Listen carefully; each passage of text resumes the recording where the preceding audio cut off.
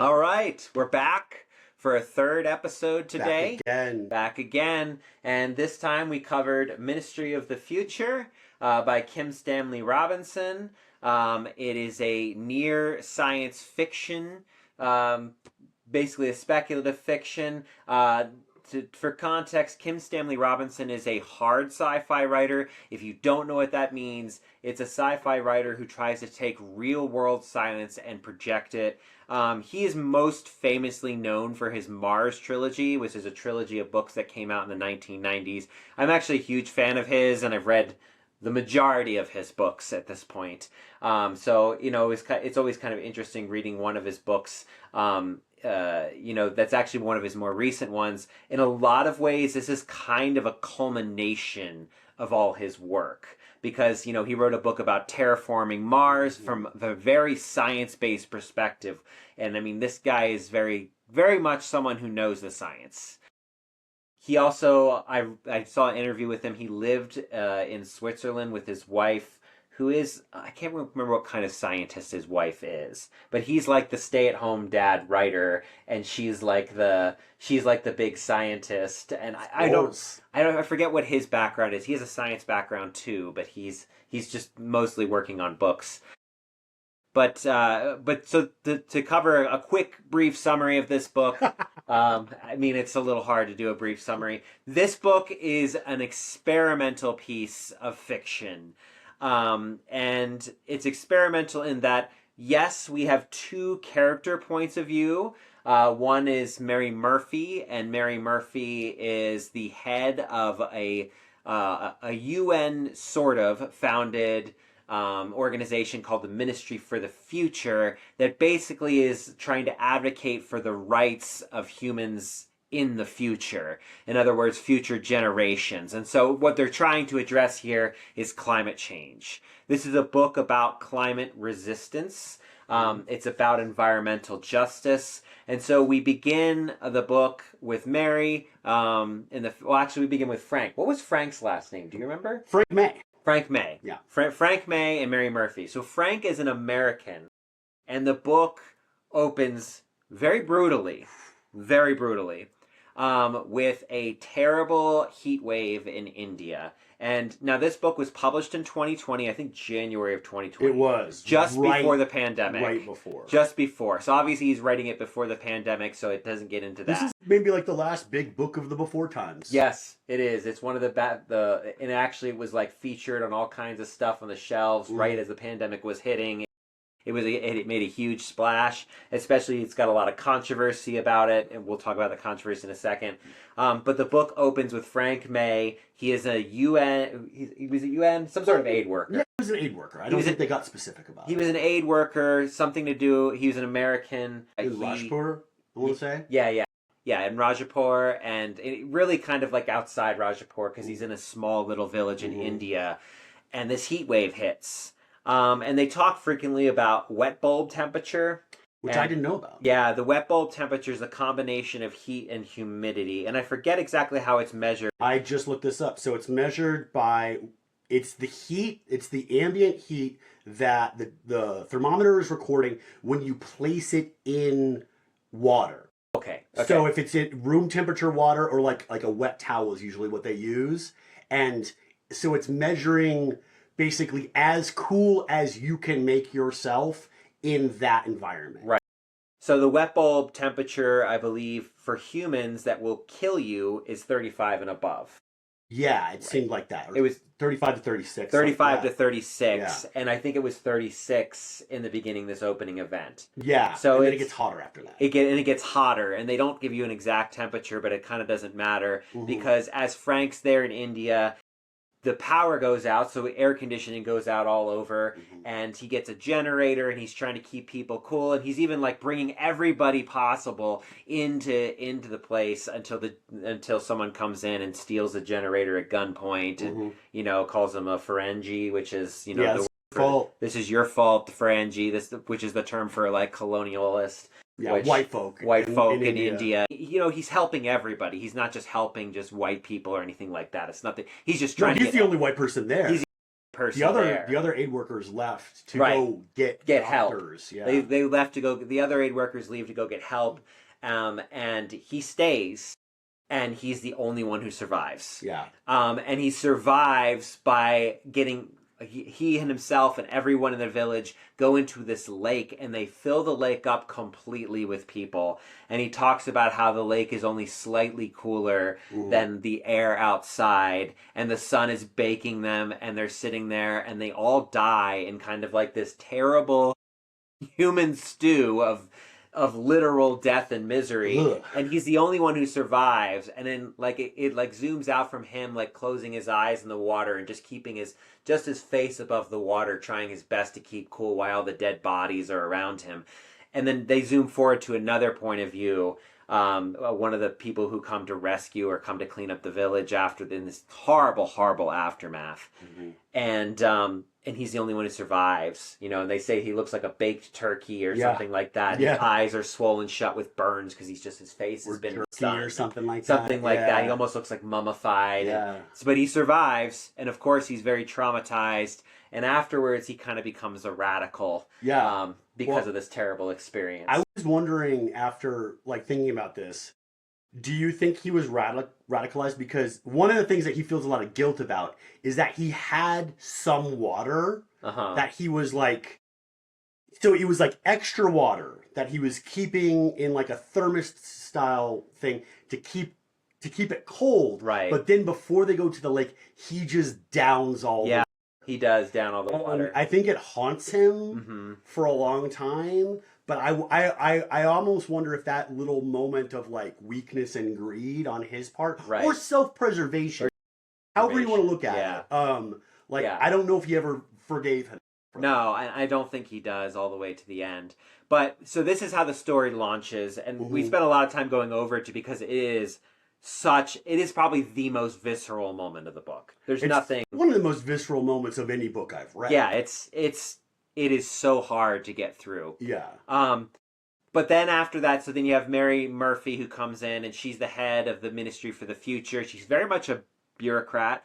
Much of her job, technocrat. Yeah. She's very much, a lot of her role is kind of just updates on what's happening with climate change and, her kind of experiences, trying to run this ministry that has virtually no power, very little funding, that really was kind of created out of the Paris Climate Agreement to basically look like we're doing something. That was the thing. It wasn't really an effective organization, but she and her cohort turn it into something more powerful. Badim is badass, man. Yeah. So, but beyond those two, this book is very much experimental fiction.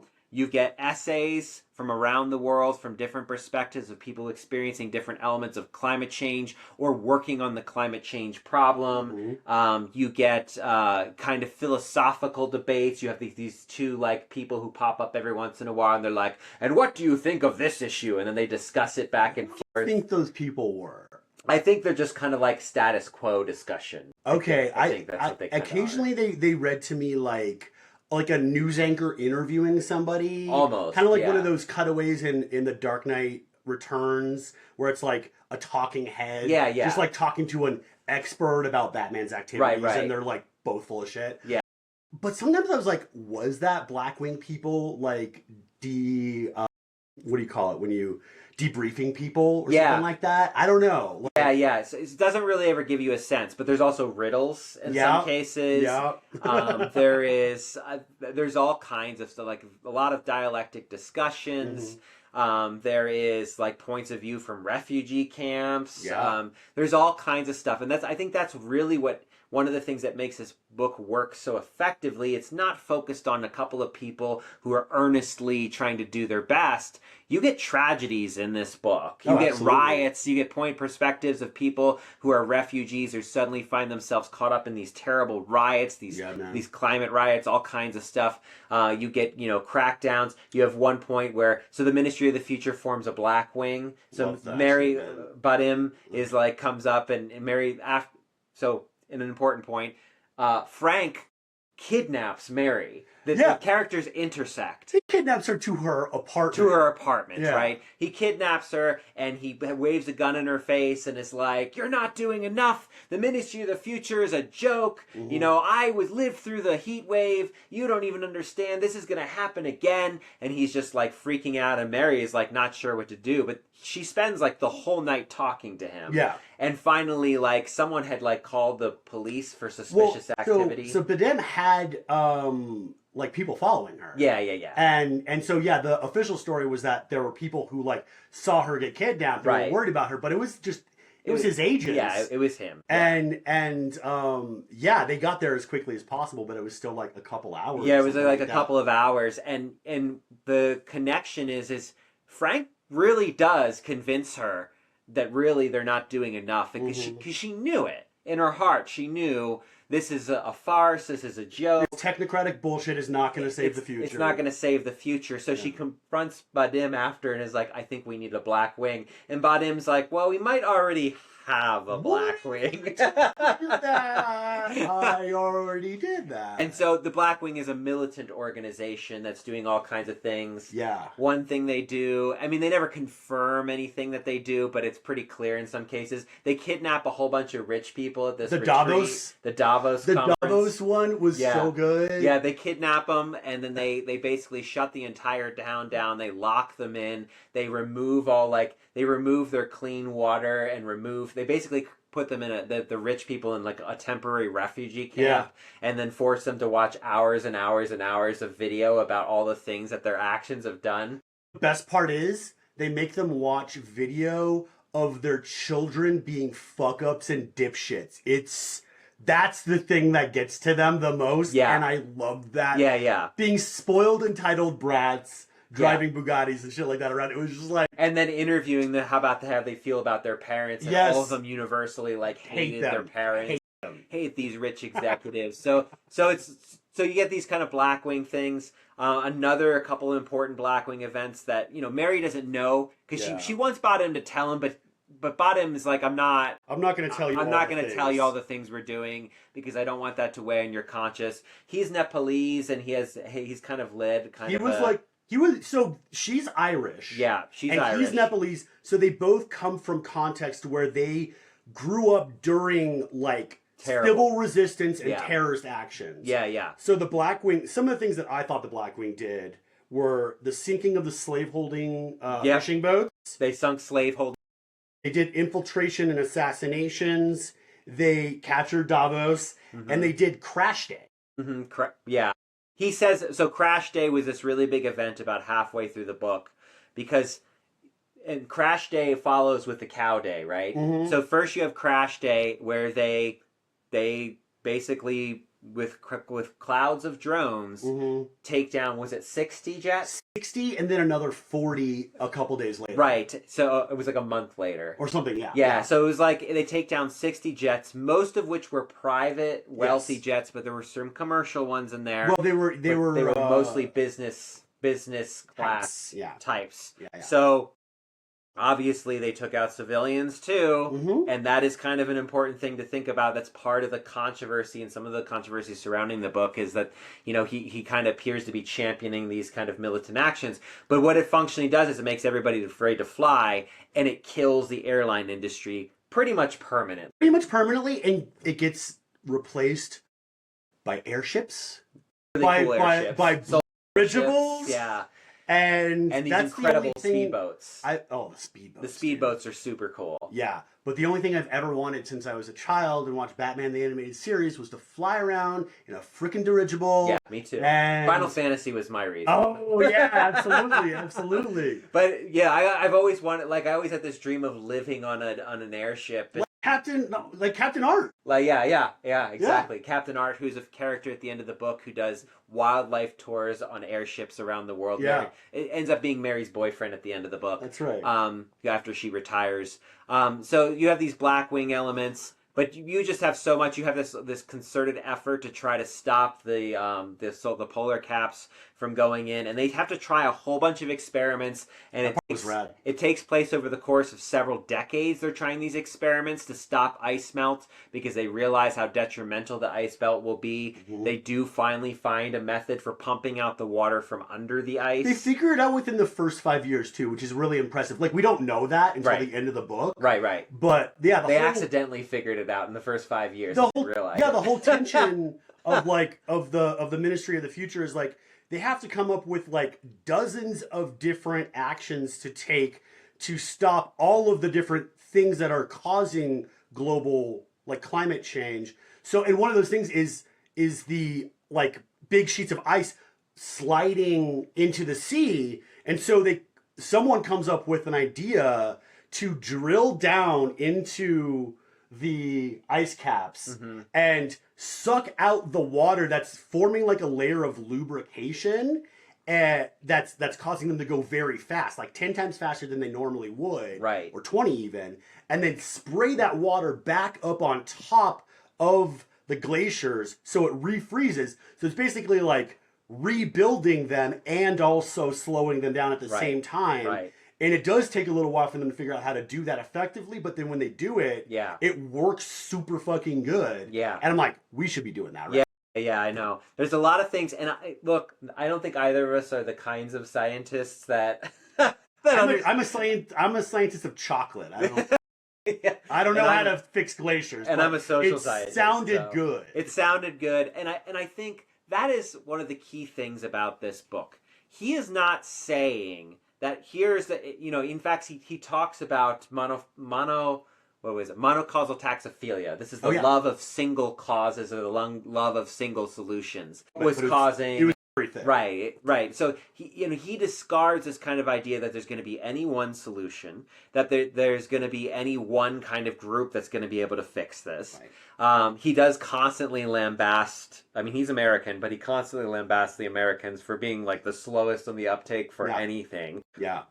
But they, it's going to take all these different scientific efforts. It's going to take all these really interesting financial efforts. They invent, and I think this was a theory that was going around. I don't really know the current state of the idea, but a carbon coin that would basically ultimately replace like the dollar as a stable kind of bond market or currency. Well, it actually doesn't do that so much as it does the thing, which I thought was really innovative. It replaces the gold standard. Right. So it's actually like it's a secondary security that stabilizes everything, which was really cool, because one of the things that caused stagflation in the 70s was getting off of the gold standard. Right. And 71 with Nixon, right? Yeah.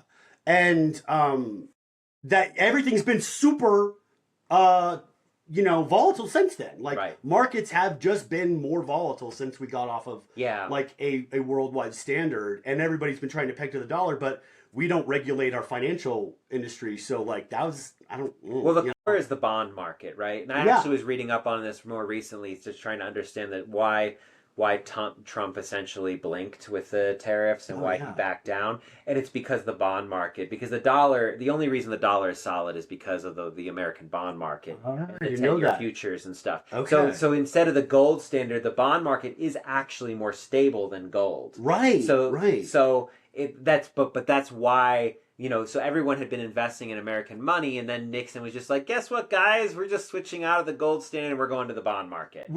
So did he do that so they could financialize it more and make profit off of it? Yes, essentially. That's what I thought. Well, and it really gave a lot more power to the World Bank. It also created the endless cycle of debt that the World Bank and the IMF have created because they're using commodity speculation on a non-commodity based system. But commodity speculations, even if you have the gold standard, there's a really interesting phenomenon I was reading about recently, and it's that when the price of gold skyrockets, it always does so before a recession or depression, and it has skyrocketed quite handsomely in the last 6 months. No. Yeah, because people basically, oh, this is a solid commodity, but the problem is everyone buys up gold, and then because everyone has gold, They pull money out of they other things. pull money and put it in, and so what happens is there's an abundance of money in the gold, and then it crashes the market. So it just creates a little bubble. It creates, yes, gold essentially just creates another bubble. Got it. So, but that was, in theory, the way that they had done the bond market would have actually stabilized the economy had neoliberalism not really taken over and deregulated the banks. So I mean... Yeah. So, but it's interesting to see because we don't really know if we're in neoliberalism anymore. There's debates. People have said neoliberalism ended in 2008, 2009, but I don't know. Remember with the tariffs, we're kind of in some sort of weird. That might have been the case if they had actually cracked down on the banks. Yeah, but they didn't. Right. They just bailed them out and kind of punished them with some minor rules for TARP. For 10 years, but then they just got rid of them again. Yeah. But it's also with the rise of tariffs that's against the kind of neoliberal philosophy of free trade. Oh, that's absolutely true. So it's hard to know what kind of economic system. But back to kind of the book. Oh yeah. But it is important to have a context for this stuff too. What the Ministry of the Future does is it ultimately during the middle of a depression when all the finances are collapsing, they kind of really push hard this carbon coin to be a part of the national banks. And what the carbon coin essentially does is you get money by sequestering carbon in one way or another. Mm-hmm. And there's an essay in there where a husband and wife good. It was so good. There's just this short little, it was like, it was like a comic essay. It was almost like it was written by Twain or something. Yeah, or something, right? And it's this husband and wife, and they don't get along, and she's always yelling at him, and he's always he's a very hard and earnest man. But they realize that the carbon coin's a thing. Right. So then they sit down, they say, well, we just have to register because we're already just trying to plant certain things on this land. Yeah. If we just change our planting style a little bit, we can earn some carbon coins. Right. So they end up there, and they finally get the evaluators to come out, and they're like, oh, well, you've earned 23 carbon coins. And she's like, that's it? That's all? They like, she says like, oh, I just was so disappointed. And he's like, yes, but a carbon coin is worth a lot more than $1. Yeah, and it ends up being it's worth $100,000. Yeah, it's they give him $100,000, and she's like, $100,000. And he doesn't want to take the deal because they're gonna take 11%. The guys are gonna take 11%. Yeah. He's like, and she's like, she takes him behind the shed. She shakes her fist at him and yells at him a little bit. He's like, comes back. He's like, my wife says we have to take it. She's very insistent. It was really good. Yeah. And then they're like, okay, well, here's your $78,000. And he's like, oh, okay. And is that with the 11% or without the 11%? Yeah, that's real happy about it.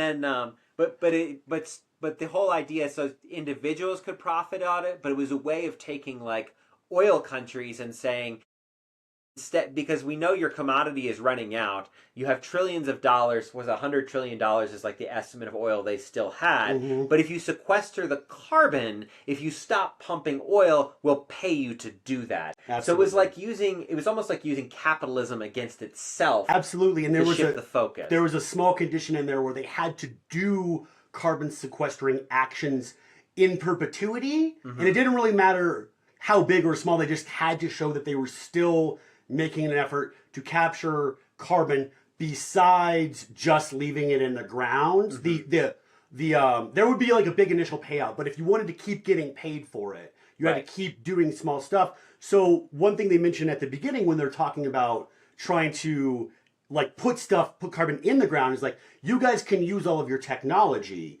to, instead of extracting it, put it in places. Right. And it's basically going to keep your employees employed and keep their expertise, circulating, and they can keep training people and stuff like that. They can still have careers, and then they also use it for the ice caps too. Yeah, they take a lot of the oil technology and they use that because instead of pumping oil, they're pumping water. So which is easier. They co-opt, so it's actually easier in some ways. And they said in some ways it was different and harder, but essentially it was just a minor retrading for all those people on the oil derricks all over the world. actual retraining that Dems are always talking about. Like, Right. oh yeah, we're gonna kill your industry, but we're gonna retrain you by giving you like some subsidies to go back to school. No, we're gonna take that expertise that you actually have. We're gonna think about how we can utilize that. Right. We're not gonna put the onus of that on you. Right. Oh, you know? can get tech jobs. Yeah, go get a tech job. Yeah, you're a minor, you can get a tech job. Yeah. Yeah, because that's the kind of work a person who likes to do labor work can just hop right into. Yeah. So a lot of the book is he's offering lots of different ideas, lots of solutions, and there are so many more things in here. I don't even know. I mean, we could probably do 3 episodes on this book alone. Seriously, man. So many notes. But I think there was some really key pieces here, and I think the question of, do you need militancy to cause significant social change? Because after Crash Day, they then tell the world that they've shot a bunch of cows with mad cow disease, so that and it was random. They said they did it all over the world except for India, because India doesn't eat their cows. India doesn't eat their cows, and India's suffered enough. Well, and it's also to understand, like, part of the Black Wing, I think, is the Children of Kali, which is a militant organization that forms in the aftermath of this terrible heat wave. And the Indians, the first thing they do after the heat wave is, like, we got to do something. So they cloud seed. And they go up into the sky. And, technically that was like, there was a little bit of debate on whether they could do it or not. Because of the Paris Climate Agreement says you cannot do any geoengineering without consultation with other member countries, which is like every country. But they also had forecasts that were showing there was going to be another big heat wave. Right. So they had to act. So the Indians said, fuck you guys, we're doing what we're doing. You didn't have 20 million people die in a single week, 20 million people. Which is like all of the soldiers in World War I over 4 years. Yeah, exactly. So it's like in World War I is the most costly single war, right? Oh, I mean, depends on whether you count the Holocaust, of course. That's splitting hairs, but it's a big ass number. It's a big ass number in one week. And I just can't even imagine the cleanup that it would require. But one of the things it says is everybody in India knew somebody who died. Exactly. And even if you didn't, your neighbors did. Yeah. And so India gets radicalized and it goes full green. And actually, for the rest of the book, which takes place over several decades, 25, 30. I was counting it, I think it's closer to 30, actually. Because there was someone who was in a refugee camp for 12 years, was out crossing Germany for 2 years, and then was in another refugee camp in Switzerland for 14 years. So I guess that's about 28. And Mary goes from taking the head of the ministry to retirement. There is a real fun comical. It's semi-comical. I thought it was funny. Dim blows up the Ministry of the Future. Yeah, man. So the Black Wing blow up their own ministry, and Mary has to go into hiding and all this other stuff. Cross a deadly pass in the Alps. A deadly pass in the Alps and free climb on the rocks and all kinds of stuff. And then at her retirement party, she's like, "Hey, I know you did it. Did you blow up the Ministry of the Future?" Yeah. And he's like, "What? Why would you say that?" And she's like, "I mean, was it Mao?" She quotes Mao. It says bombard the headquarters. Bombard the headquarters. And what ends up happening, actually, though, is the Swiss feel that they're under attack, and Swiss becomes fully invested. They back her finally. So the thing with the carbon coins is Mary tries to make that happen like 2 or 3 times before it actually takes effect. And she goes to San Francisco to talk to the head of the Fed. And she goes all around the world talking to Bank of England. She doesn't go to China. You're right. She doesn't go to China. Importantly, she does not go to China. And finally, when after she's been bombarded and has to go on the run, the Swiss bankers the 7 Swiss presidents, which I did not know was a thing, 5 of whom are former bankers, meet her in this top secret location, a James Bond style villain headquarters in the Alps, inside a fucking mountain, and they're like, "We're on board now." And she's like, "Okay, we gotta fucking do this, and you guys can't pussyfoot around anymore." And they're like, "We're committed." So she goes and talks to the finance minister from China, like at a meeting in San Francisco, like, later that year, and she's like, why didn't you come to me? I would have been on board. And she's like, I didn't think you guys would do it because you're so state-owned. And she's like, you guys are talking about nationalizing money, but internationally, basically doing what we do in China. Yeah, yeah. I love that you're using Chinese tactics. Of course, we would have been on board. And then she kind of gets mad at the Chinese minister because in this meeting of all these national figures from the different banks around the world, in Germany and France and the Americas and all their various national banks, the Chinese minister is like, yes, and now you're doing everything like China. And she's like, that's not helping. You guys, come on. Yeah, yeah. So there's a lot of really complex stuff here going on. And I think this idea of whether or not militancy is necessary for significant political change, and they talk about them. Frank in particular is kind of the voice of all that. Yeah. And you kind of see he ends up working in a refugee camp. He ends up killing a guy with a piece of driftwood. He's quoting Sir Toby Belch from 12th Night. Yeah. So, yeah. So it's and Matt had played. I played Sir Toby last year. Yeah. So anyway, in a play. So. But it's kind of this underlying question, and I think some of the controversy in the book, like it is, because if you read his other work, he kind of, especially in Red Mars, because I just finished rereading that like a month ago, and the Mars trilogy, which is like it's a long trilogy. It's like 1,800 pages. Okay. I thought about doing it for this series, but then I was like, it's too much. 1,800 pages is like 600 was enough. 600, yeah, 600 is quite a book. But he very much shies away from the militancy. Very much, there's always a radical wing on Mars trying to fight the colonialists from coming in and taking over, and and they have the Reds, they call them, trying to keep Mars from being totally transformed into like an Earth. They want to keep Mars and it's as a primal state as possible. But his whole focus is what he calls, and he mentions it in this book, and this is why it's always interesting to read multiple books from the same author: integrated pest management. Okay? Oh, yeah. So the integrated pest management is the idea that you're radical as much as you need to be. Sure. So if you have if you have a really terrible group of locusts, you don't have any choice but to use pesticides. You have to kill them. There's no choice. But you only want to use pesticide up to the point where it's effective. Where it's effective, you don't want to overuse it. And he kind of takes that approach through most of his series. Whether it's Red Mars or Earth 2140. 2140 is about New York. Basically, we didn't solve the climate change issue in New York. Underwater.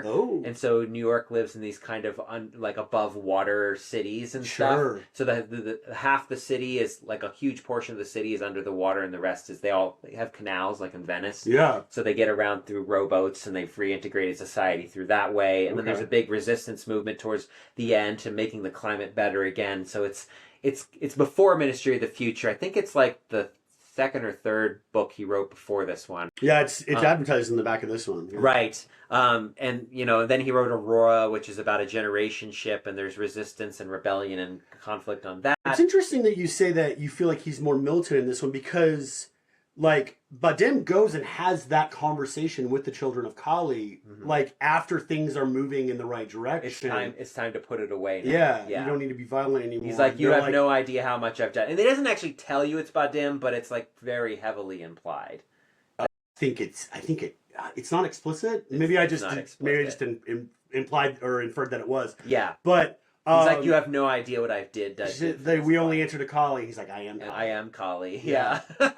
Which was badass. Yeah. Like I said, Badim badass. Yeah. But I don't know, man. I think that's interesting. It's interesting that you say that. I haven't read anything else by Kim Stanley Robinson, and I would have thought that he would advocate militancy because the way it's described in this is almost it's very effective. Obviously, there is human cost. Yeah. But there's human cost to the system that we exist in now. Right. And that seems to be like fine with everybody. Yeah. So like if you have to kill some bankers, blow up their private jets, if you have to blow up a billionaire or two to save the world, that doesn't even seem like a question to me. And that's actually Frank's big discussion to Mary. Yeah. When he takes Mary like temporary hostage, and he does eventually go to jail for it. Oh yeah. By the way, they do finally catch him. He goes because she actually is like, well, maybe we should like get him off. He doesn't go to jail for that. He actually still exists and like hangs out and gets married and helps at a refugee camp. And then when he's participating in a protest, he gets arrested. He gets arrested because a group of white supremacists try to get rid of the refugees in Switzerland. Yeah. And that's when he actually gets caught because they give him a face scan and throw him in jail. Yeah. But then him and Mary become kind of lifelong friends. Yeah. And they have conversations. And he ultimately dies of a brain tumor. And she kind of is there. She's the only one there at the end of his life and everything. It's really moving, and she like is so empathetic towards him, and I think at one point she says it doesn't seem like a human action to not be with someone during their last days. You know, like that's the whole point of humanity is you don't have to go out alone. Right. And so yeah, she spends 2 months just doing her work in his hospice room. Right. And grieves him in like a similar fashion to her husband, who died tragically young when they were also cancer. 28 he died. Yeah, 28. So, yeah.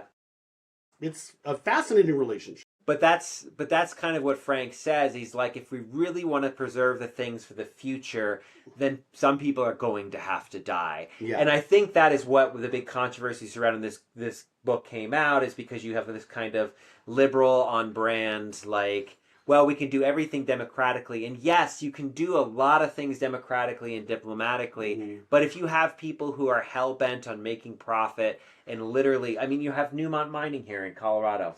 You know about them? I did not know. So Newmont Mining in Colorado, here, I believe they're even based in Denver. They hire mercenary armies to kill indigenous people to get them out of the way for their mining institutions. That sounds extraction. Right. In the book, they just buy people out, right? Which I think is a much better way to go. Well, yeah, and oh man, the protests of the cowboys. Do you remember that? I love that. So there's this moment when they're confronting a bunch of ranchers to kind of expand Yellowstone and expand wildlife corridors, and they go with E.O. Wilson's kind of half-Earth theory, the idea that half the world should be humans and the other half should be left for wildlife. Yeah. So they're expanding this project. He must have meant land, right? Because 70% of the Earth. He means land. Okay, yeah, cool. Yeah, land corridors. Yeah, yes. Yeah. Wilson is talking about the land, but also corridors in the sea where there's no fishing. Oh, cool. Okay, so, that's why I asked. Yeah. So there also has to be corridors in the sea where there's no fishing zones, where life can have biodiversity without interference. Right. They're experimenting with this in Nepal, where because they have a traditional practice called bayuls, where they actually they have been historically for the last 500 years rotating these conservation zones based on these kind of like spiritual Buddhist visions in Nepal. Dope. And they've now integrated it with Nepalese land management policies. One of my professors actually worked on some of that in grad school. Okay. Dr. Jeremy Spoon was his name. But so he helped kind of like be a mediator for for some of that and to try to integrate those practices. But it's very much this idea that you have this half the land, half the ocean set aside for animals to make sure that carbon stays in the ground and in the ocean and all the places it is. But there's this scene where they're trying to do it, and I think it was Montana or something like that. So, but a bunch of ranchers show up with their guns, and they're like, we're going to shoot anyone or any of the animals because they're going to release a bunch of animals back into the wild. It's an amazing scene to visualize too, because the way it's described is that it's like some cowboys like herding buffalo, and behind the buffalo are like giant cats, and behind the giant cats are like swarms of deer. No, the deer are out front. The deer are out front. The deer are out they front. They do shoot some of the deer. To catch bullets, because apparently deer are pests. I did not realize that. Yeah, you got to grow up I grew up in Philadelphia, and deer are everywhere. Well, we had deer that would like hop into my backyard when I was a little kid, but I just assumed it was because I lived in Lakewood and we were in the foothills. They're very much, because we killed all the predators off, they're very much pests. Yeah. So, and and he was right about the statistic about how their biggest predator is cars. Yes. It's so funny. And that's That's definitely true. But anyway, so they have this moment, and then they had women and children coming and singing and playing back. Yes. So there's huge protest of like this nonviolent group of hundreds of thousands of people showing up from all these countries, and this couple hundred ranchers are trying to stop it, and it's like, what are they going to do? Shoot all the hundreds of thousands of people, and they just steamroll all over it, and effectively rewild the area. Yeah. So there's a lot of really interesting stuff, but there was also, towards the end of the book, there were land buyouts. So they would take all these towns that essentially had lost the kids anyway, that were kind of fading. They were like essentially ghost towns on their way out, and they bought them all up in these wildlife corridors all over the world. And they gave people, the Ministry of the Future, give people enough money to live off the rest of their life wherever they want. Yeah, live comfortably, or how do they put it? Securely. Live securely for the rest of their life in a city, which has like higher standard. I mean, like the cost of living in a city is higher. So that's a nice chunk of change. And we tend to think of, so I took a couple classes actually with a former, like, she was like one of the heads of the World Bank, and she actually left it because she was in grad school, and because she left it because she was like very like disillusioned. Okay. She left the World Bank and went into college to teach sustainable economics and development and all this other stuff. That's rad. So anyway, I took this class, and we spent a whole section on looking at urbanization and resource management.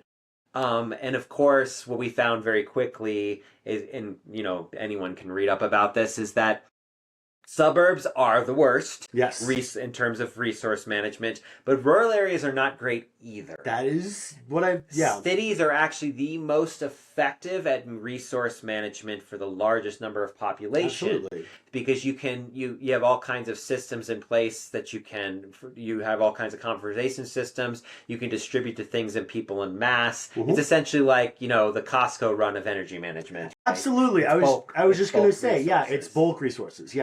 So cities are actually far better for the environment, depending on the context and how we build them, of course, right? Yeah.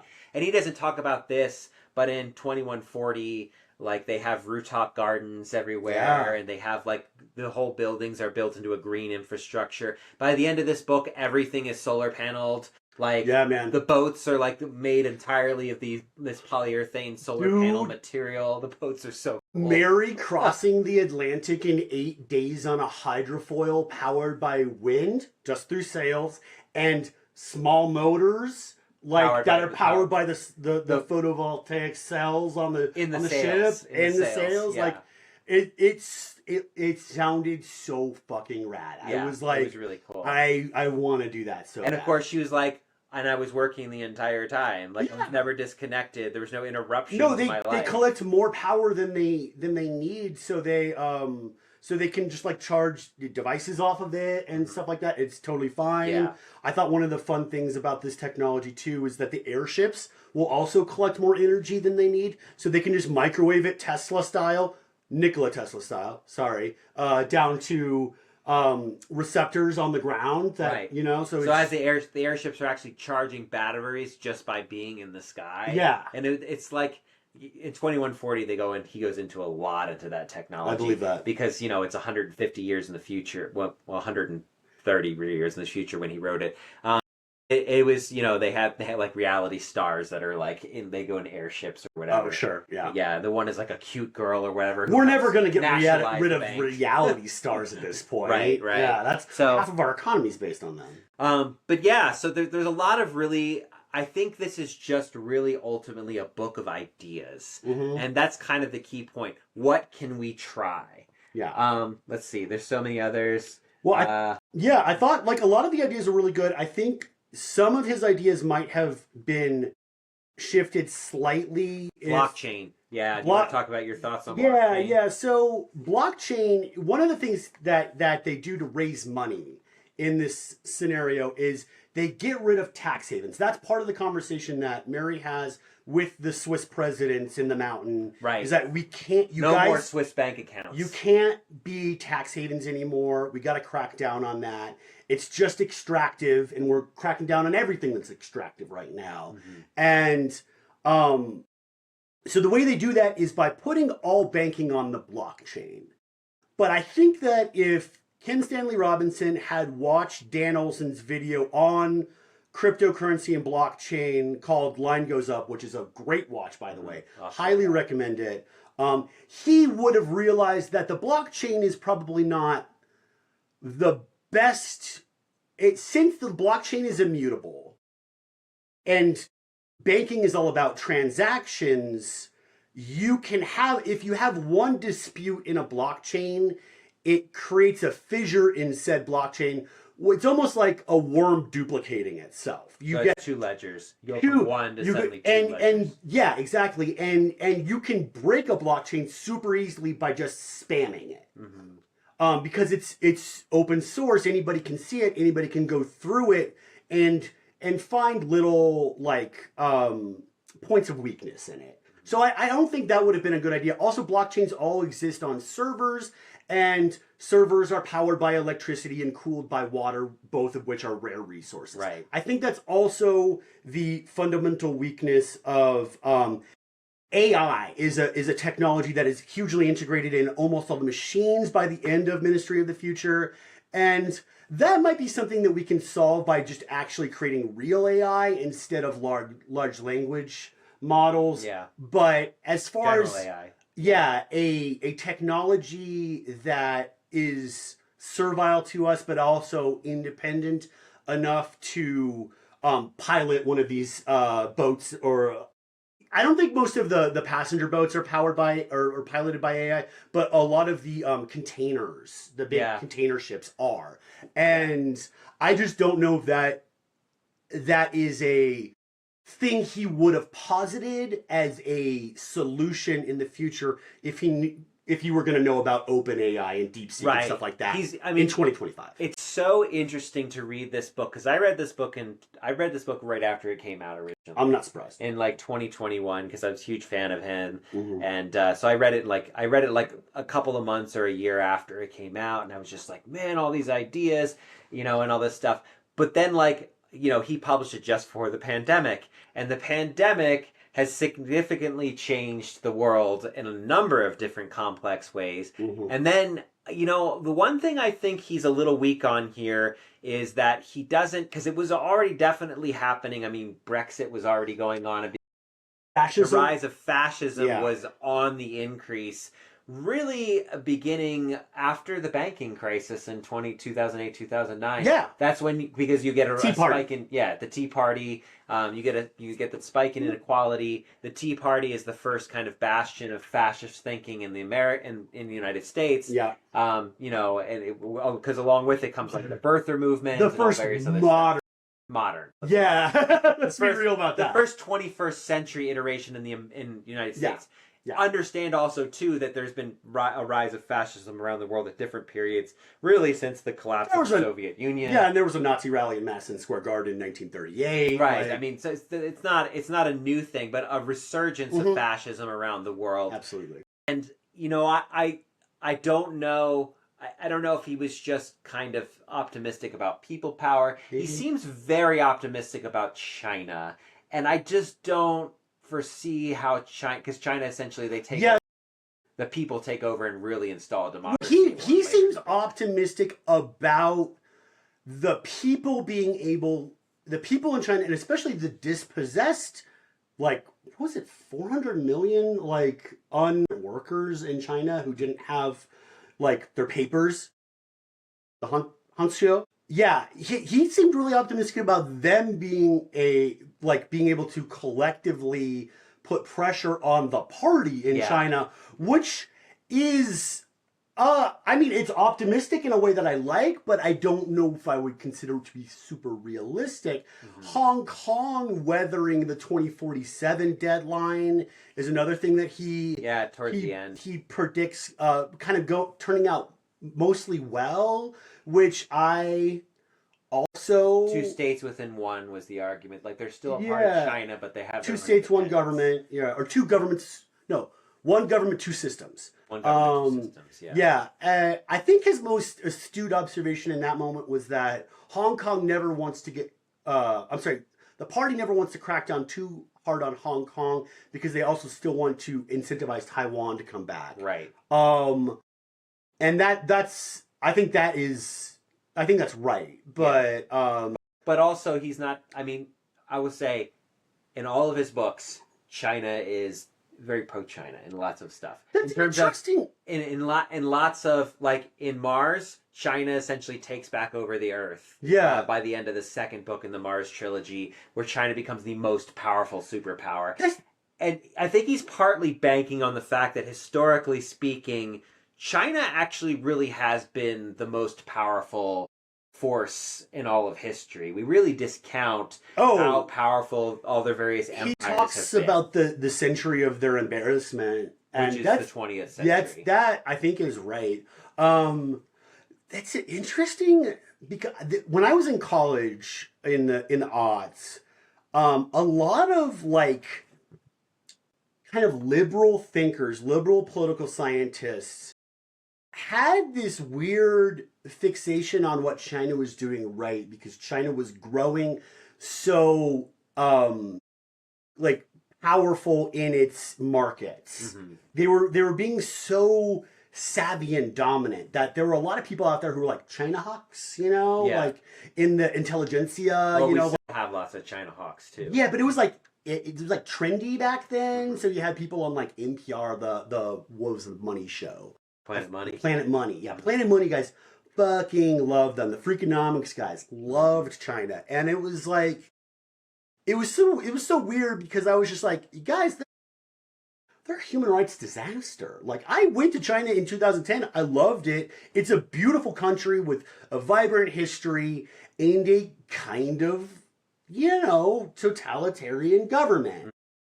So there's lots to like in China, but I don't think that thinking that the party is going to change its practices and its motivations and its ideologies just because of one generational shift is I don't think that's going to happen.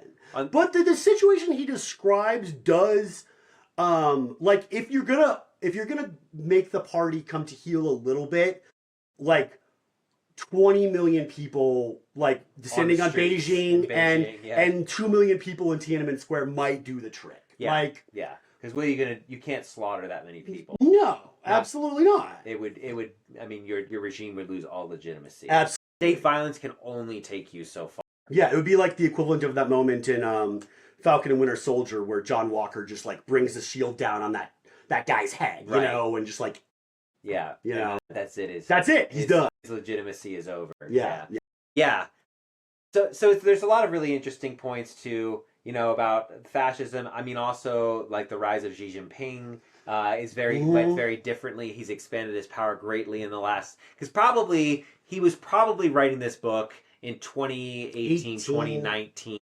You know, it takes a year to get something published at minimum once it's done. And he is a voracious researcher. I mean, he is very evident, and he knows he you know, he doesn't always get everything perfect, but he at least has like a good core understanding of all the ideas he's playing with. Mm-hmm. So he was probably really writing this beginning in like 2016, doing other research and that seems right to me. And I wouldn't be surprised if he was listening to that Marouche Zamarodi podcast.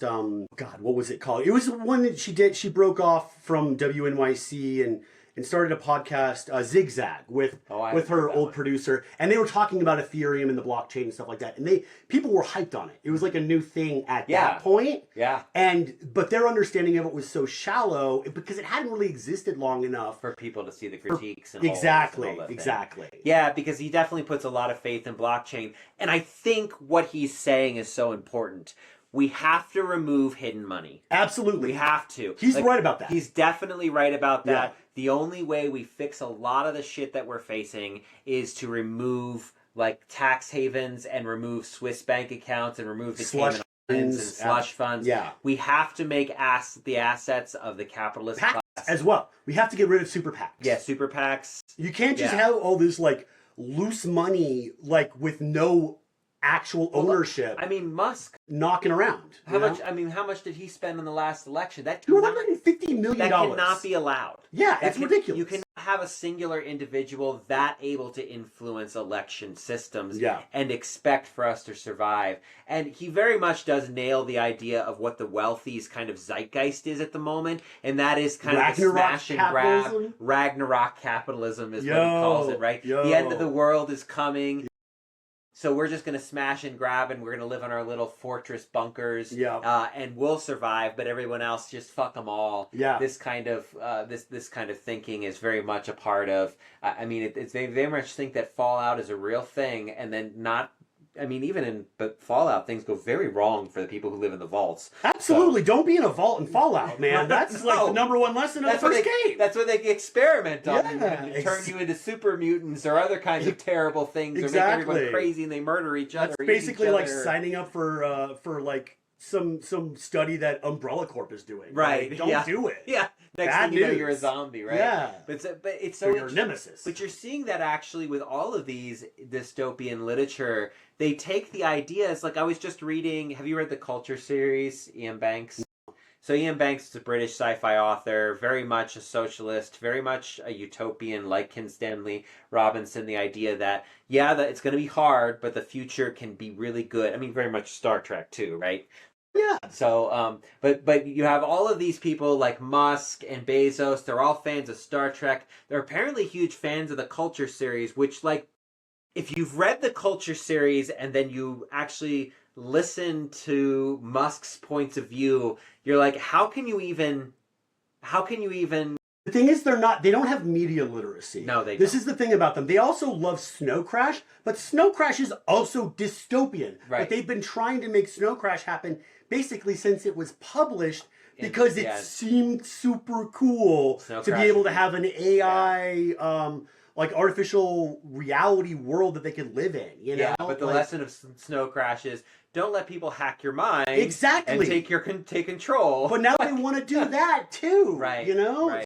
Yeah, the Neuralink and stuff is basically and Ghost in the Shell too, right? Which Ghost in the Shell is also Ghost in the Shell is rad as shit. One of my favorite movies, and Standalone Complex is maybe even better. Standalone Complex is incredible. Yeah. But I don't want to live in that world. Right. I just want to watch the major flip and kick things and I mean do all the sci-fi shit. I want to watch her do the sci-fi shit. I don't want to do it myself. Yeah. You know? Like that seems cool and fun. But it's just the irony of it all. And then like when he launched the Tesla into space and it had like the Don't Panic and the Hitchhiker's Guide to the Galaxy, and I was like, man, Douglas Adams has got to be turning over in his grave. Well, Douglas Adams definitely would have slapped the shit out of Elon Musk if he ever met him. Yeah, he was everything that everything Adams was writing against. Absolutely, yeah. So you think he hated his bosses at the BBC?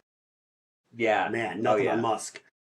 Anyway. Yeah, so I mean, it's really interesting to read a lot of his perspectives, and then just AI is so different than I think he imagined it would be. Absolutely. I think it's so different than what we imagined it would be 5 years ago. Well, that's actually a great point, and I think super fair.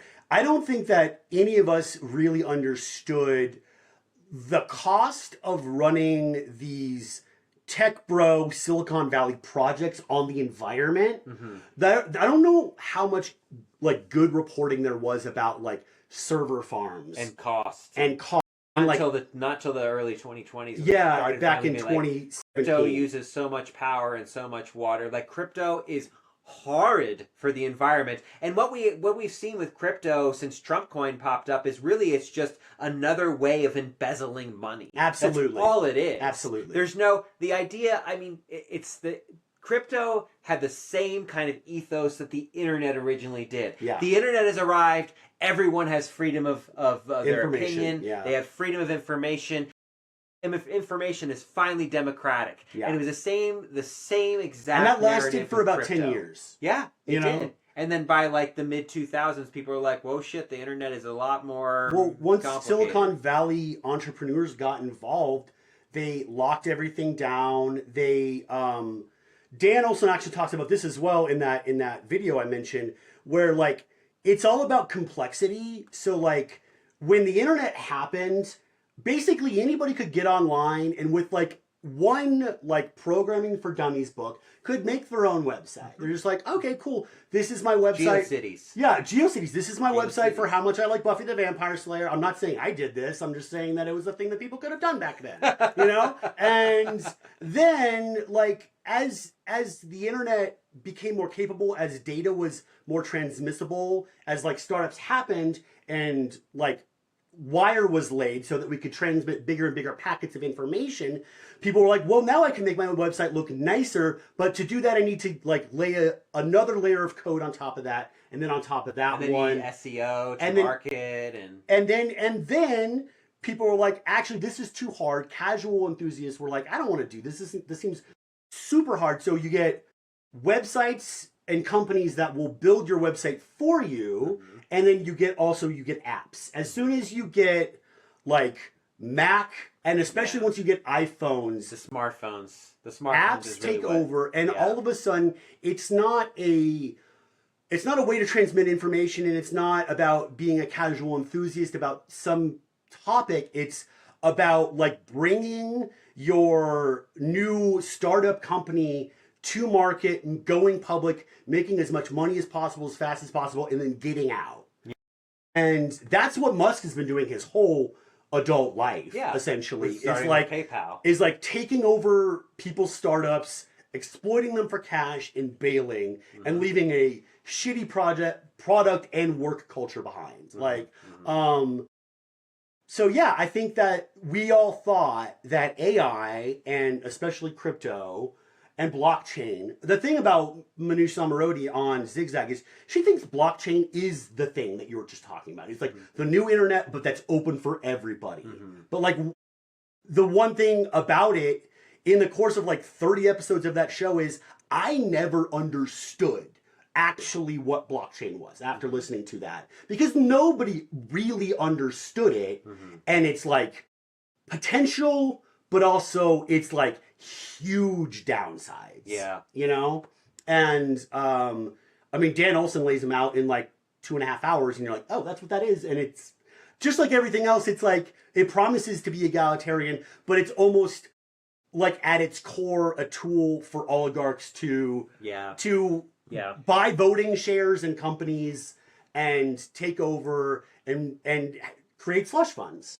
Yeah. But it's complicated too, because like arguably organizations like Black Lives Matter may not have existed the same way without social media too. So social media is fine, but like the thing that they point out in this book that they try to achieve with a technocratic fix, which is blockchaining banks. You could also and just do with social media too. Oh, actually, right. the Yourlock social media.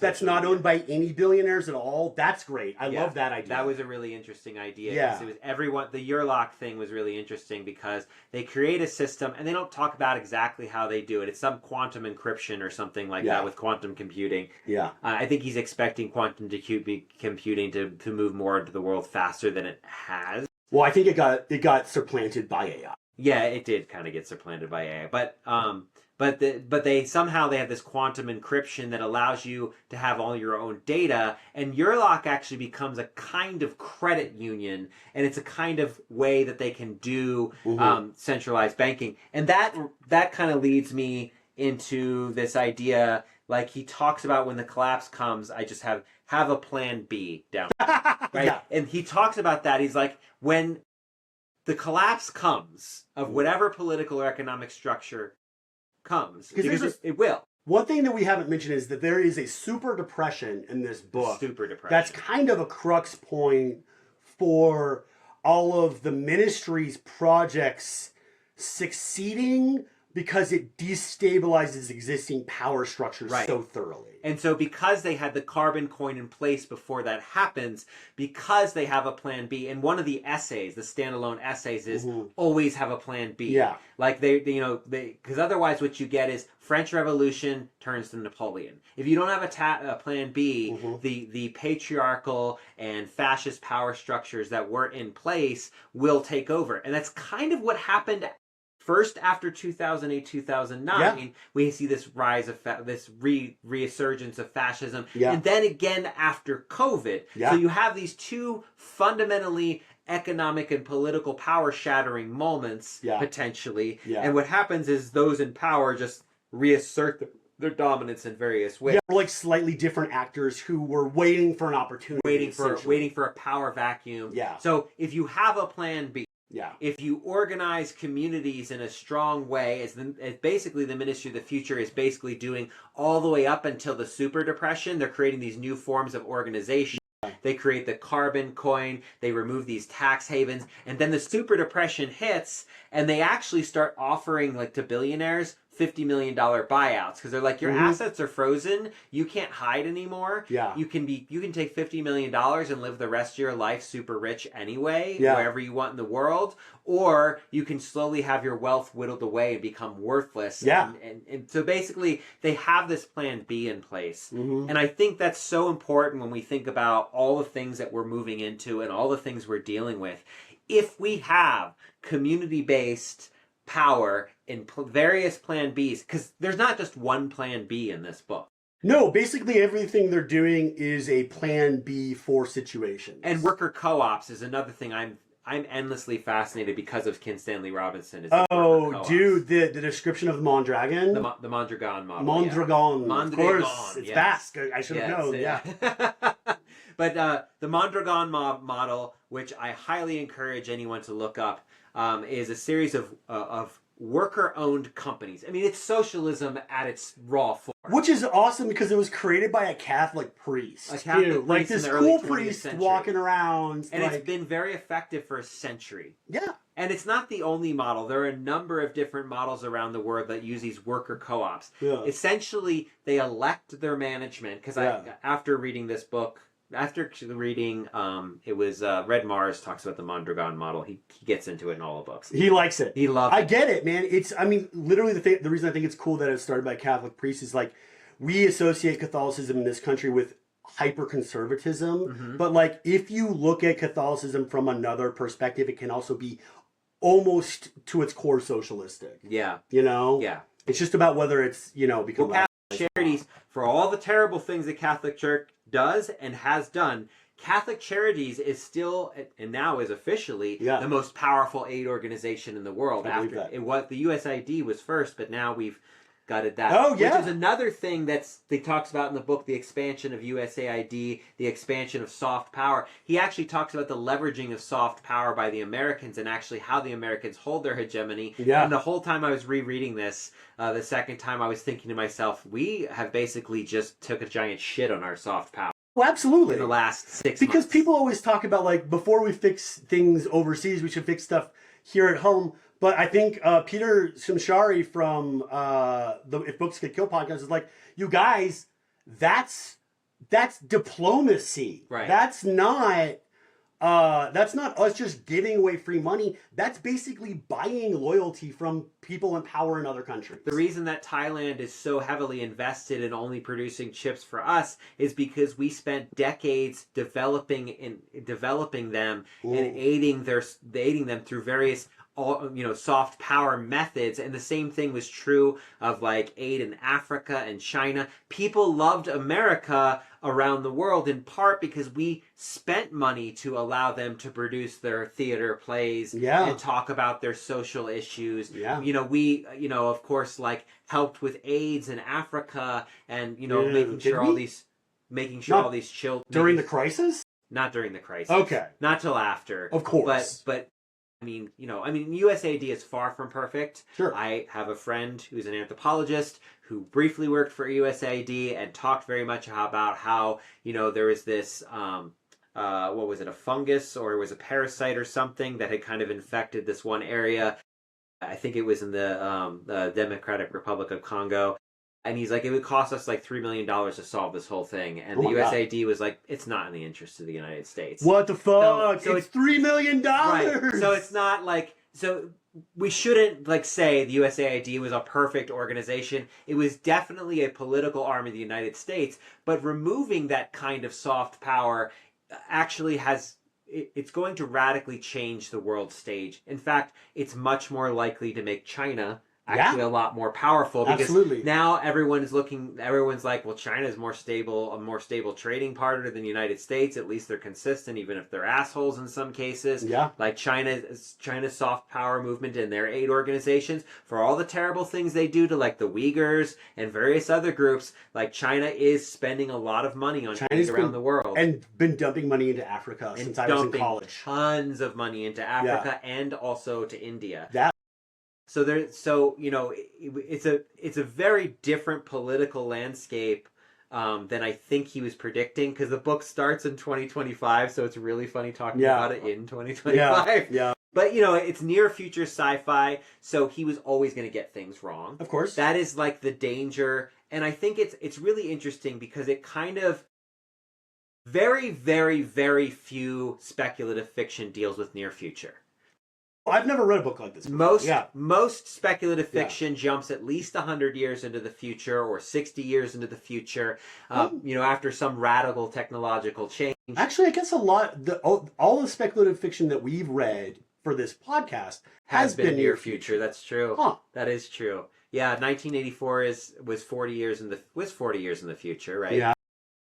And V for Vendetta was 15 years in the future. Right. Yeah. But the vast majority of spec fiction, especially sci-fi spec fiction, is like centuries in the future, where you're like terraforming other planets, where you have this galactic empire. Asimov shit. Yeah. Asimov shit, right? Yeah. Very much. I mean, Asimov obviously set a template for this idea of galactic expansion. Mm-hmm. It's not that it wasn't around before, it's just that he championed it through the Foundation series, which is an interesting, but definitely doesn't entirely hold up well if you read it nowadays. I was going to say, I read Prelude to the Foundation a couple years back. Prelude was one of his final books, though. I know, and I was going to say that fucking slapped. But I remember trying to read the original Foundation series as a teenager because my stepmom gave me, like, the series. Right. Because she didn't know me at all, Didn't know what my tastes were. And I tried to read it, and I was like, this is boring. I did read it. And Asimov, I read actually a number of the robot books too. The robot books are fun. They are fun. They're basically mystery novels with a robot.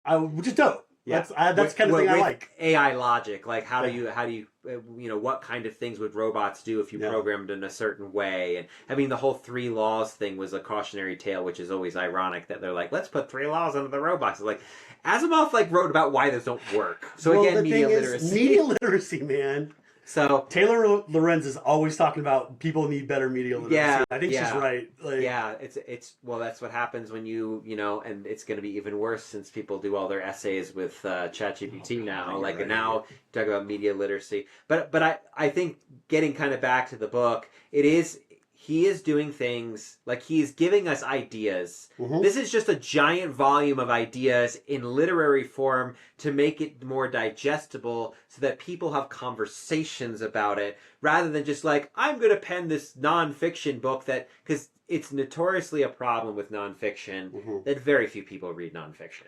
Yeah. No, that's true. I think that the only people who read nonfiction are the same people who blurbed this book. You got a bunch of fucking hack centrists from Ezra Klein of Vox / the New York Times now. See, I like actually Ezra Klein. I think I think I like some of his conversations. Well, he has good conversations, but he also platforms just complete chodes too. He does. He grills the hell out of some of them, though. I will say that. Well, okay, maybe Ezra Klein wasn't the right choice for me to bring up in this context, but also I put a little piece of electrical tape over the top one, which was Barack Obama, and I'm like, President Obama, if you thought the ideas in this book were interesting, I wonder why you staffed your cabinet with Clinton appointees. I know, yeah. Obama was like the promise of change and really just Clinton 2.0. Yeah, that was a rug pull if I ever saw one, man. That's, we thought we were going to get some really interesting radical stuff, but then, Rage Against the Machine played at the DNC convention in 2008 here in Denver against Obama, and everyone was like, why are you against Obama? And then it's like, they were right. Yeah. They were right. Well, Rage Against the Machine has never been wrong as far as I'm aware. I don't actually know that to be a fact.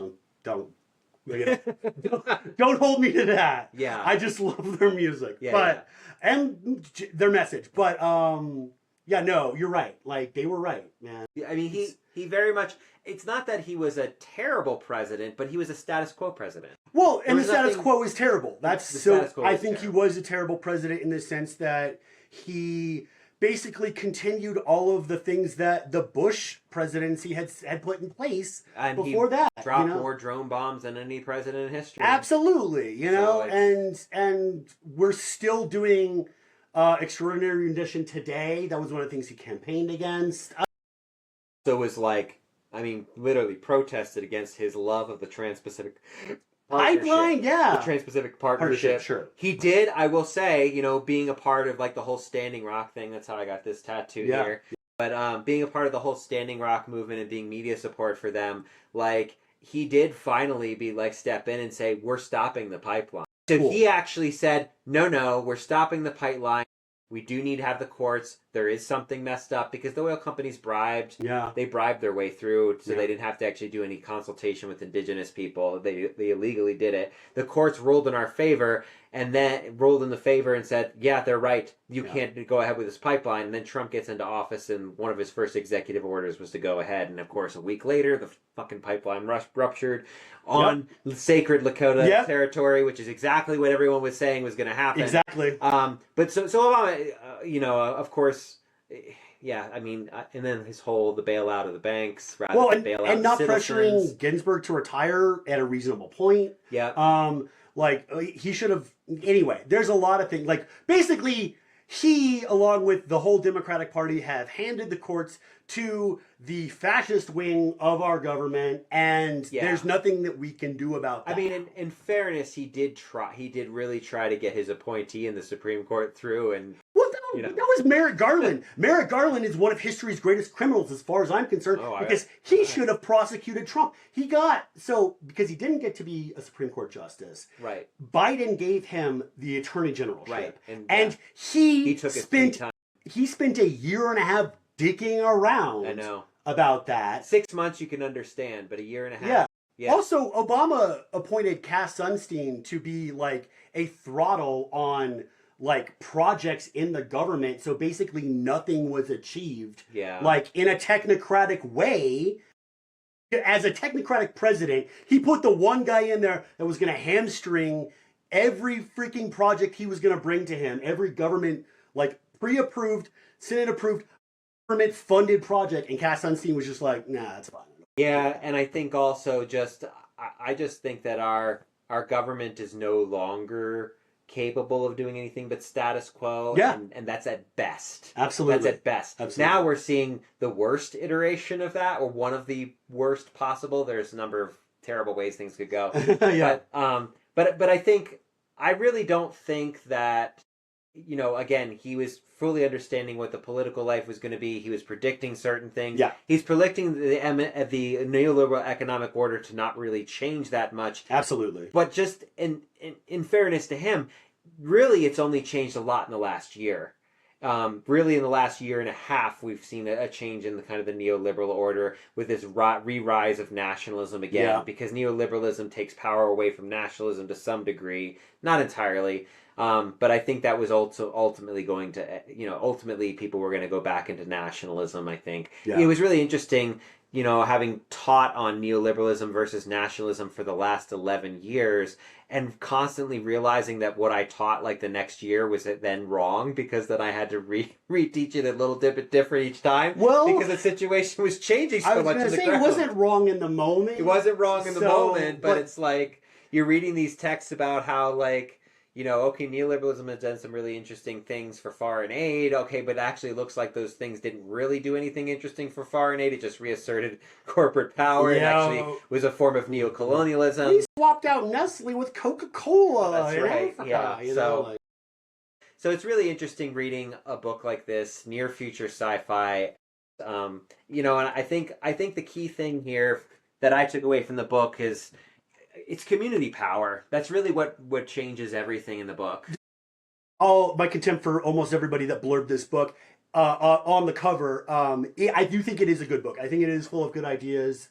I think some of them have already been proven to be like maybe not perfect ideas, but I think he's thinking the right way. And what I was trying to say earlier about the banking thing was that we could achieve a lot of the same ends that he describes through the blockchain with just regulation. Mm-hmm. Like if and I think if people had their feet held to the fire by a super depression, you could probably get them to regulate almost as effectively as the magic blockchain in this scenario, like makes everything visible to the public. Nobody can hide money anymore. Right. Maybe we don't need money in 50 years kind of situation. Well, that was like, I mean, the aftermath of the American Depression, which was, we talk about the American Depression in the 1930s, late 20s, early 30s, you know, and in part brought on by the First World War and the way that resources were distributed. Absolutely. And lots of countries did nationalize their banks, and we, instead of doing that, chose to heavily regulate our banks. Right. And because of that, we had a Glass-Steagall, was it? Glass-Steagall, exactly. We had a parity level that is described in one of my favorite bits in this book. One of the favorite little essays is by this lady who was in the Navy for 8 years. And she's like, whenever admirals will come around, I was like, always surprised how chill they were. And then I found out that they make about 8 times as much as I do. Yeah. And when I found out that people who worked in California had execs at their companies making 1,500 times as much as they did, I was so surprised. And I was like, how are they incentivized to do a good job? Right. Yeah. So, you know, I'm actually in the corporate execs from the late 40s to the late 60s made about 8 times as much. Like the chairman of GE made 10 times as much as an entry level, or not an average worker in his company. Right. Which is amazing. And the average worker is the one, like the average worker should be making a living wage. Absolutely. And that's essentially what the Navy has. Because she talks about how the Navy doesn't pay you very much. It's only like $25 a year, but you also get your room and board, and you can bank all that money while you're in the Navy. And you can bank it with good interest rates because Navy credit union. Exactly. Stuff, right? Yeah. So in other words, she was one of the essays was talking about avocation for a maximum wage, which I am all on board. Yeah. I think we have to include all assets though, with the maximum wage, like, because a lot of people will just tie up into stocks and everything. And property. Also, we just need to burn the fucking stock market to the ground. I think the stock market could go away tomorrow, and that would be fine. That would be fine with everyone, I think. In reality, it would create some market chaos and supply chain disruption temporarily, but ultimately... What doesn't? What doesn't, yeah. What fucking doesn't? Current banking practices do the same thing, so might as well get rid of it. You know? Well, the tariffs are fucking up the whole situation, so why not just get rid of it all at once? Yeah, or you could have a container ship going through a canal. But the stock market and commodity speculation, all these things are how you create these endless spirals of debts in third world countries and make them, structural adjustment policies. He mentioned structural adjustment in the book as primarily austerity measures. That's not entirely right. There's an anthropologist by the name of Michael Goldman. So when I teach on globalization and austerity measures and structural adjustment, he looks specifically at the privatization of water. So they would use the World Bank and IMF debt cycles. So, they... Basically, how the debt cycle works is you get a loan from the World Bank or the IMF or whatever other financial institution you're working with, and then you develop a commodity, right? And then the commodity helps your economy to grow. Yeah. And you might develop several commodities, but ultimately what happens is when you speculate on commodities, the commodity ultimately crashes. Right. Whether it's from a natural disaster, whether it's from supply chain disruptions from something like a pandemic, whether it's like all of a sudden every country in the world is producing coffee, and also commodity speculation was the trigger to the Rwandan genocide via Folgers and Starbucks and coffee and coffee culture. American coffee culture was the trigger point of the Rwandan genocide because of commodity speculation. You eventually default, which means you then have to go take out another loan over here, right? So it's like this endless cycle, right? So it's loan, development, default, loan. But in the secondary loan, the World Bank and the IMF do structural adjustment and say, if you're going to get another loan, you have to do things a certain way. You basically have to play by our rules. Right. And he talks about... And benefit us more than yourself. Right. And so in Michael Goldman's case, he looks at the privatization of water around the world, which actually created these terrible, terrible systems where in like Belize, water went from being a fraction of someone's income, easily accessible by anyone, to being a quarter of people's income. Yeah. I remember watching a documentary about this in college, and I think it was Flow Flow. for the Love of Water. Oh, Great documentary about water privatization. Definitely check it out. where Coca-Cola or Nestle, I forget which one. I was referencing them in a joke just a moment ago. Come into a village and they're like, okay, now you guys have this stupid little pump here where you just pump it and you get water. Isn't that lame? What we're gonna do is take out this pump and replace it with a vending machine where we're gonna give you this card and you're gonna get 2 water credits every day. You can all you have to do is come up here and tap this card on this sensor and you'll get a bottle of water. You can just take this water anywhere. Isn't that great? And when you're done with it, you just throw the bottle away and come back and get another one. And it's just like, they took a free resource that this village had and monetized it and like exploited the shit out of them. Well, not only that, what they end up doing is they pump most of the water out of the third world and move it into bottled water companies around the world. Exactly. And so what you get is this huge commodification. And so it's an overwhelming disaster. So structural adjustment is used by a lot of these large-scale financial institutions around the world in concert with the stock market and the privatization of everything. And it creates this endless cycle of structural violence, this endless cycle of like people cannot get their basic needs met. And the only thing you can do to disrupt that is literally to just blow that system up. Yeah, right. And that's a lot of what like the super depression does. And that's what he actually is mentioning when he's talking about having a plan B. That essay is talking about the Greek austerity crisis that happened, was it 2011, something like that? It was right around the Arab Spring. So you had this moment around the Arab Spring where Greece was defaulting on all their loans to the EU, and the overwhelming 80% of the population said, fuck you to paying back the loans. Absolutely. And so then the politicians caved because they didn't have a plan B. Yeah, and the EU was trying to put the squeeze on Greece because there were a group of other states that were in a similar position. Yeah, Spain. Ireland, Spain. All the countries that primarily their largest form of income has to do with tourism. Exactly. Because France and Germany essentially, and have really from the beginning, controlled the EU. Yeah. Because they have the biggest manufacturing production. Exactly. They have the most powerful economic force in the EU, and so really they were 2 of the groups that were in the like predecessor to the EU too, right? Which was basically like a financial, like it was a Bretton Woods created financial like support arrangement for rebuilding after World War II. Yeah.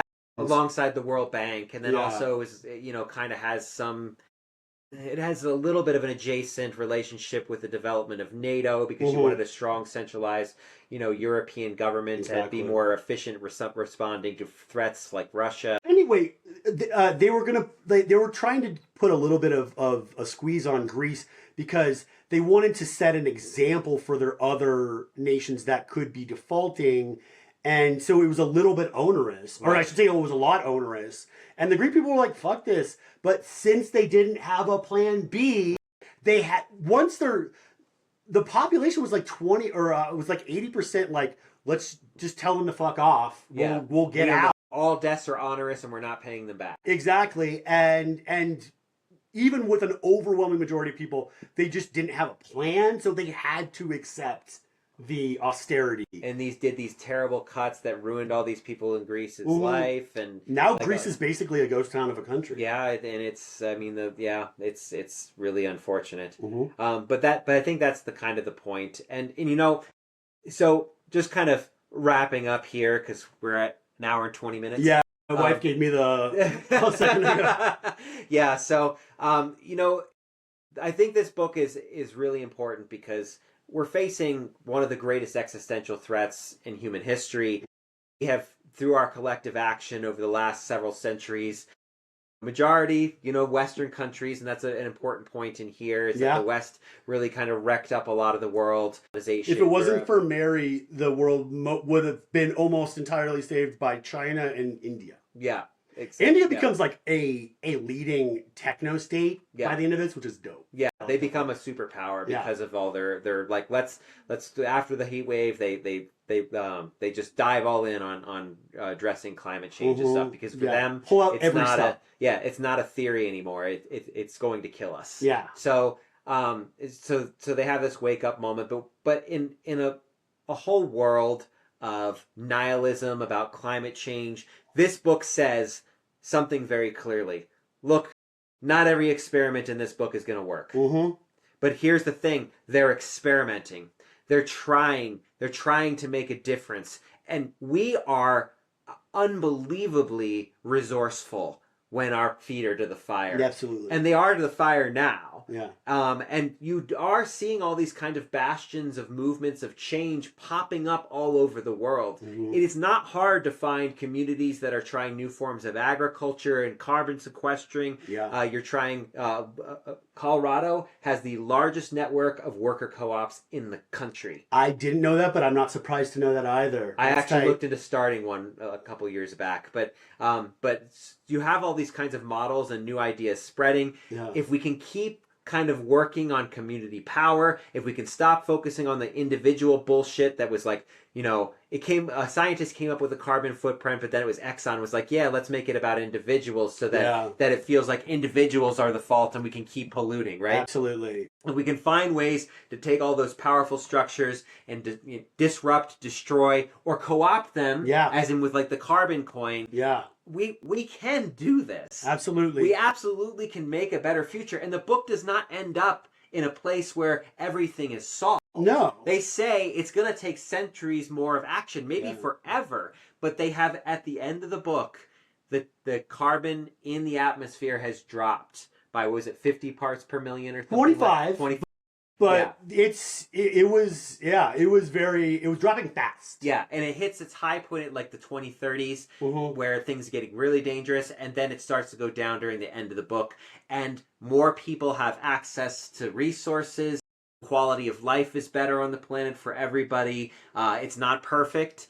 The refugees, they used that passport system from after the First World War or something. Yeah, I can't remember what it was called. I can't remember either. But it was like this: if you have a passport and if you become a refugee, you can land in any country. There's certain quotas, but there was more than enough room for everyone in developed nations. Yeah, and it basically acted like a world passport. Right. So like you had papers wherever you went. Right.